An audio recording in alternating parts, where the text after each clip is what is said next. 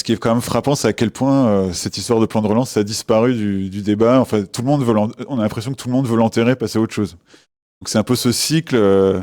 En 2020, Macron annonce un plan à 100 milliards. Voilà, c'est génial, l'effet de com. Et Ouais, c'est ça. ensuite, un an plus tard, il annonce France 2030. Il faut le rappeler d'un autre plan, de nouveau 50 milliards ou je sais plus combien. Et là, récemment, dans le cadre de la campagne européenne, il a dit il faut un choc d'investissement, il faut 1000 milliards cette fois. Donc à chaque fois, il y a l'effet d'annonce, c'est génial, ça va servir à plein de choses. En fait, voilà. Et derrière, on voit que concrètement, ça sert. Bon, on peut se poser des questions sur à quoi ça sert. Et ça, une grosse partie qui va dans les caisses des entreprises. Et le problème, c'est même pas tant que ça va dans les caisses des entreprises, c'est que c'est vraiment c'est balancé comme ça, des baisses d'impôts. Il n'y a pas de stratégie. Ça sert à rien concrètement, à part, voilà.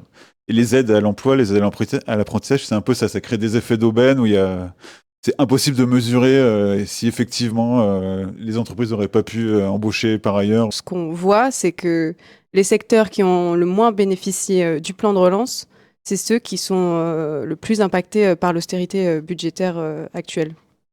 Donc l'écologie, la santé, l'éducation nationale, l'enseignement supérieur et la recherche, les logements sociaux.